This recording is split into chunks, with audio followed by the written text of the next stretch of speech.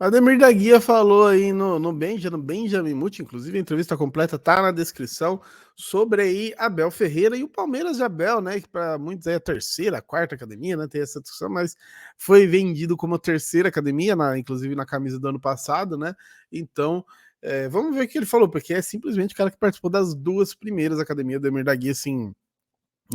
Eu não sei dizer para vocês, mas é um dos principais jogadores da história do futebol brasileiro, né? Em clubes, especialmente na seleção, para quem já pesquisou um pouco, viu que ele foi muito injustiçado, mas em clube, olha, deve ser top 3, top 5, assim, em clube. E eu falo sem exagero, é uma pena que às vezes o brasileiro ele realmente não valoriza, né, seus ídolos, não valoriza a história, mas Ademir da Guia é um negócio assim absurdo, e assim, cara, tive a oportunidade de conhecer uma das figuras mais simpáticas, é o que eu falo, cara, quanto mais brabos, cara, mais gente boa os caras são, cara. Isso, pelo menos dos caras que eu tive a oportunidade de conhecer, foi assim, e o Ademir da Guia é simplesmente sensacional. Vamos ver ele falando aí sobre o Palmeiras de Abel Ferreira, beleza? Bora. São gerações diferentes, são momentos diferentes, são visões diferentes de futebol, tá? Eu não posso falar que é o maior da história, porque eu não peguei uma época, então é injusto falar de pessoas que eu não vi.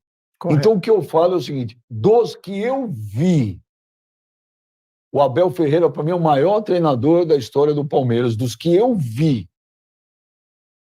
E por que eu digo isso? Porque na tua época, Ademir, porra, pega o time do Palmeiras, era sacanagem. Era uma seleção. Talvez não se dava muito mais importância para os jogadores do que para o técnico. Correto. Hoje se dá muito mais importância para o técnico do que para os jogadores. Quando a gente fala do Manchester City, que tem um timaço, a gente fala porque é do Guardiola. Quando a gente fala do Liverpool, a gente fala do Klopp. E quando eu falo do Palmeiras, eu falo do Abel Ferreira.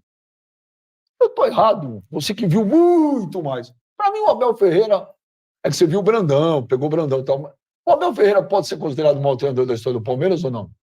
Até pode, porque existe, digamos, 1.000 torcedores aqui e 1.000 torcedores aqui. Esses podem achar o Brandão e esses podem achar o Abel. Eu, por exemplo, eu tive essa oportunidade de estar, por exemplo, 4 anos com o Brandão. E muita gente, às vezes, chega e fala para mim assim: puxa, Ademir, aquele time, Leão, Eurico, Luiz Pereira, Alfredo Zeca, Dudu Ademir, Edu Levinha, Cesarinei. E eu falo: mas teve também o Ronaldo, centroavante, teve também o Fedato e teve também o Brandão. Eu sempre falo do Brandão. Por quê? Porque o Brandão, quando ele chegou, ele montou uma equipe e essa equipe jogava. Nós éramos em 11.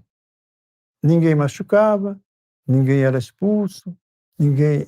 Então, os 11 jogavam sempre. E às vezes entrava o Ronaldo, o César foi suspenso 1 ano, entrava o Ronaldo, e às vezes entrava o Fedato. O Fedato era um jogador, ele entrava e fazia o gol. Colocava o Fedato fazia o gol.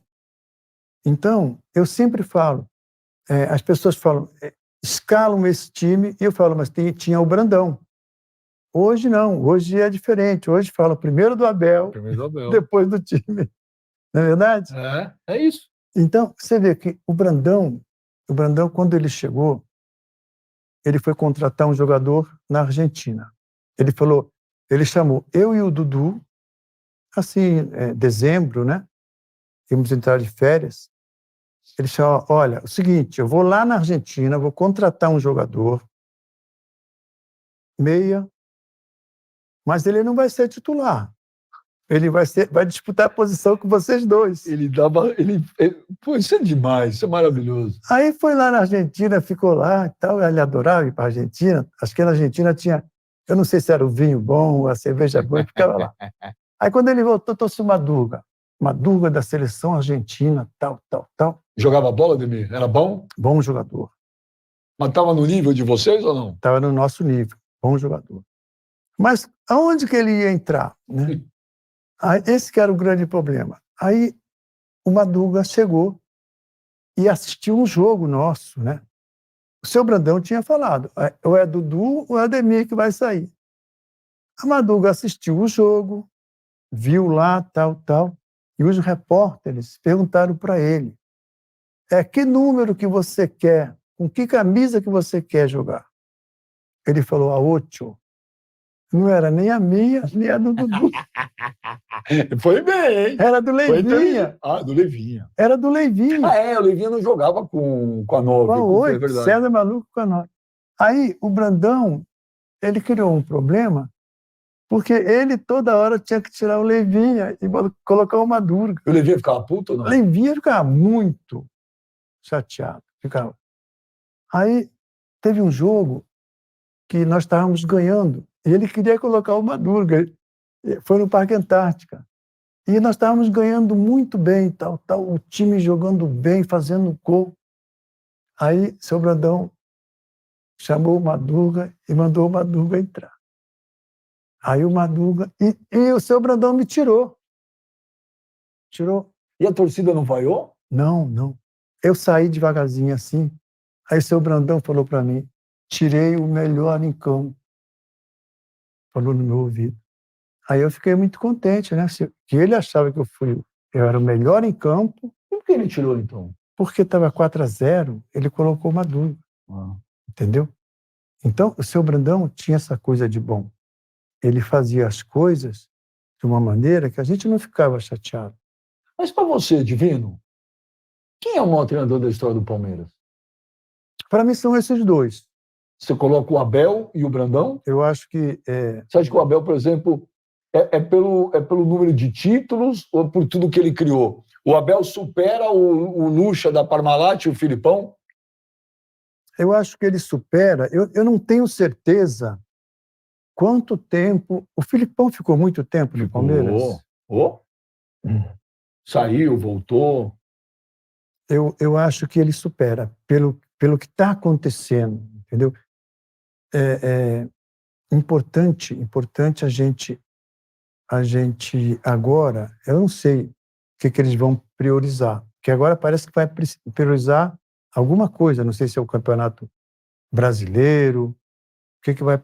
Porque são tantos jogos, são tantas viagens, né? E chega um momento que realmente a equipe não aguenta. Não aguenta, porque são jogos difíceis, né? Ô Divino, o Endrick é craque? Então, o Endrick, a gente tem que pensar na seguinte maneira. Ele atingiu um estágio, mas ele tem 17 anos. É novinho demais, né? Novinho demais. Então, ele, na minha maneira de ver, o que ele erra, ele vai poder, futuramente, corrigir. Porque a pessoa... Eu, quando tinha 17 anos, eu me via como um jogador. Com 20, a gente já faz algumas coisas melhores. Entende? Então, o Endrick, o que ele tem de bom? Que ele resolve uma partida, né? Uma jogada... É muito forte, né, Ademir? Muito forte. Mas, com 17 anos, ele ainda é um moleque, né? Com 22 anos, ele vai ser um pouco diferente. Você acha cedo ele ir para o Real Madrid agora? Você acha que ele deveria ficar um pouco mais? Ou não tem como dizer não para o Real Madrid? A gente não tem como entender. Eu não sei, porque aí o que vale é o dinheiro, né? O empresário, as coisas que são feitas. O dinheiro, às vezes, muda tudo aquilo que você pensa, né? O Estevão está sendo vendido agora também para o Chelsea. Podia esperar um pouco mais, né? Está sendo vendido por mais até do que o Henrique, que vai por 65 milhões de euros, deve ir embora em junho do ano que vem. O Estevão, para você, é um craque? Ou também é cedo para dizer? Eu acho que também o Estevão, ele tem muita coisa boa. Eu acho que ele vai, com o passar dos anos, ele também vai atingir um patamar melhor. Porque, por exemplo, eu vi o Endrick fazer um gol de cabeça.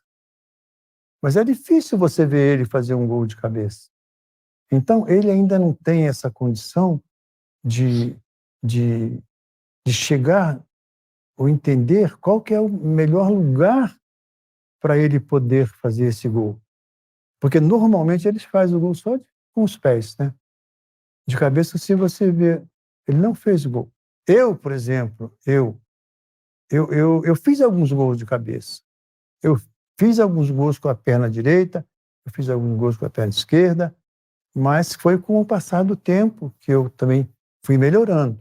Tirando o Divino, que aí não vale, é sacanagem. Falando sobre evolução aí, né, cara? Evolução aí dele. Peraí, eu acho que ele vai perguntar quem que é o melhor. Vamos ver, acho que ainda dá rende aqui, vamos ver. Você é o concurso. Quem pra você foi o maior camisa 10 da história do Palmeiras, tirando você que você não conta? E aí? Nós tivemos Djalminha. Brincadeira, né? Porque, puta, como ele jogou, né? Djalminha foi bom. Esse cara era sacanagem, né, Divino? Djalminha. Pelo amor de Deus. Tivemos Djalminha, foi espetacular. Alex, Djalminha. Rivaldo. E esses três foram sensacionais.